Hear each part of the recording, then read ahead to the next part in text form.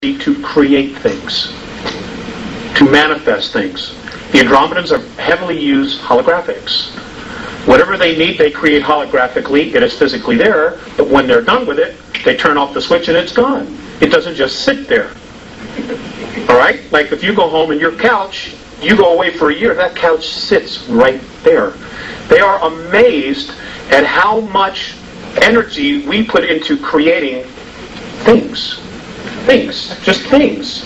Little tchotchkes that you put on the shelf. Books. You know, all those things take an intense amount of energy to create. They're amazed that we have this ability.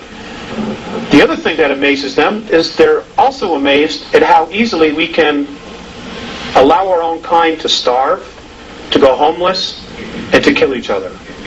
They do not understand that at all. Okay, and destroy our environment. One experience, actually I'll give you two experiences. One experience was with Mesiac. I had just come up on board and I was being led into a room, and Mesiac had been watching a television transmission from Chicago. And policemen had just shot a black man that was running away. And then the policeman apparently ran over and tried to save his life. Okay? Mesiac turns to me and he says, "I don't understand your race. I don't understand why one would try to take his life and then the next minute try to save it." I didn't have an answer. In fact, many times I don't have an answer.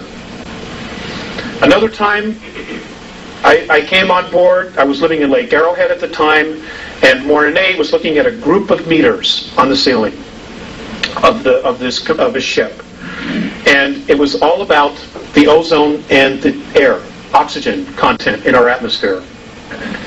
And he looked very distressed, and I said, "What's the matter?" And he said, "Don't they understand that all of this is here because they need it?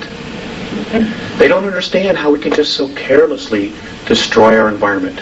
Now, folks, I want to share something with you.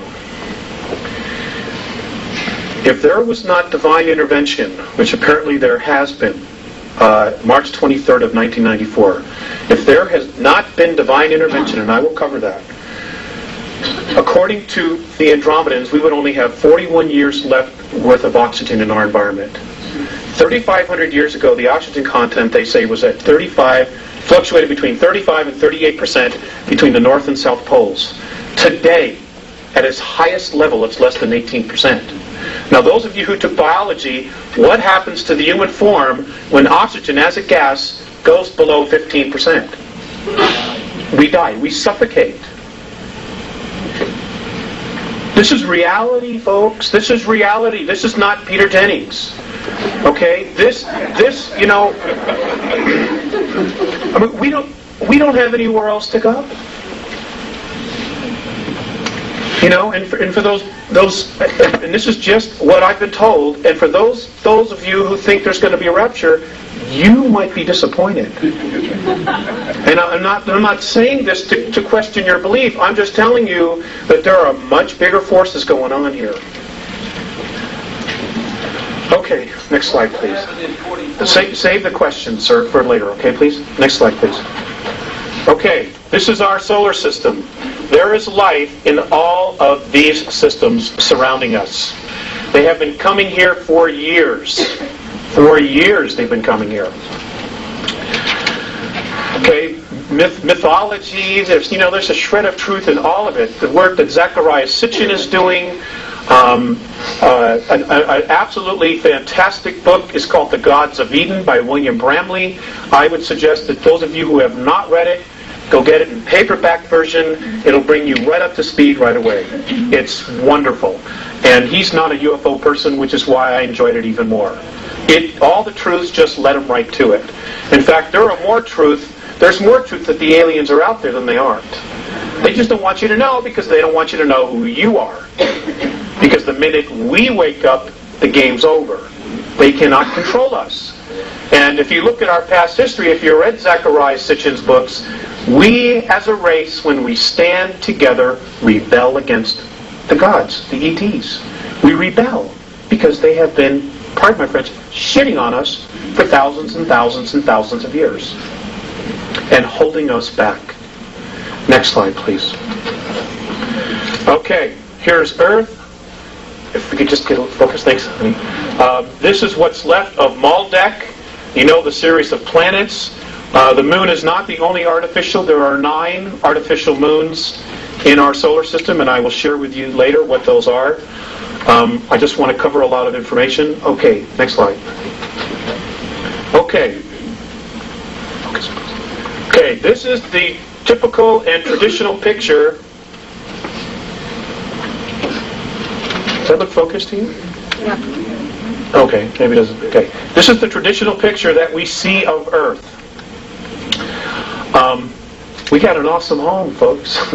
It's one of the nicest ones around. But there are some things about our planet that have been withheld from us. For example, our Earth is, in fact, hollow.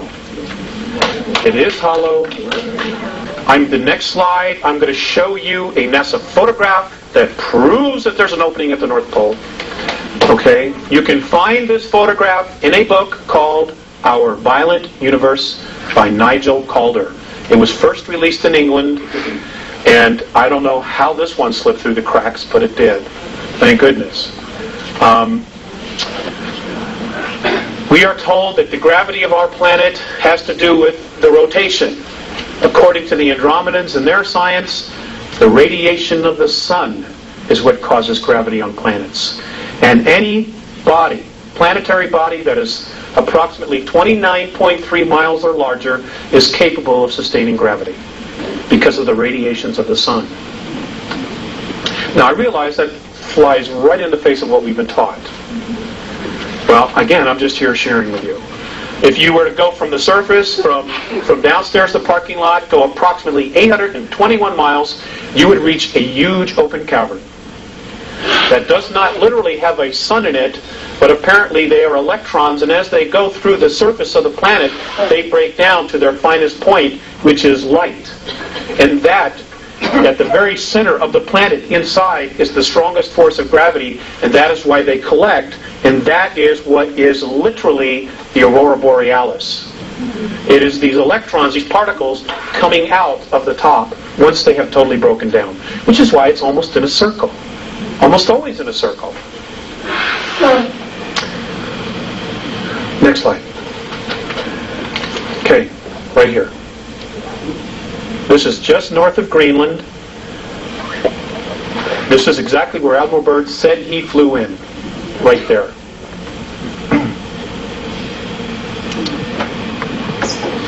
This was taken in 1979.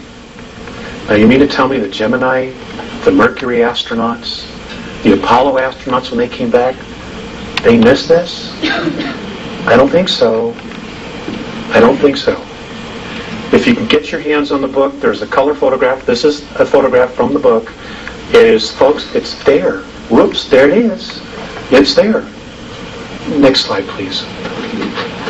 Okay, our moon.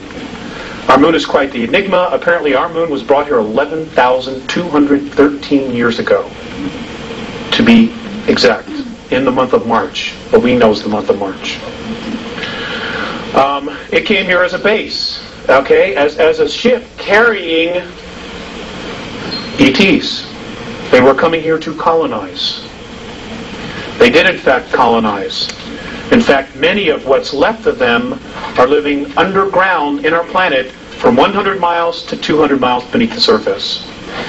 Now, I've gotten a lot of crap for talking about this, but I'm just not going to shut up. The beings that brought this satellite here to our planet in the last 25 years are responsible for over 31,000 children disappearing from the surface.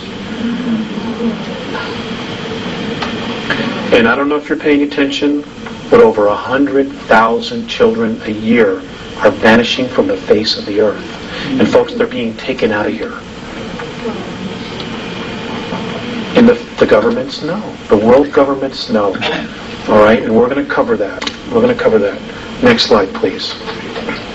Okay, did our astronauts really go there? I know that there's been a lot of talk that maybe they didn't go there because of anomalies.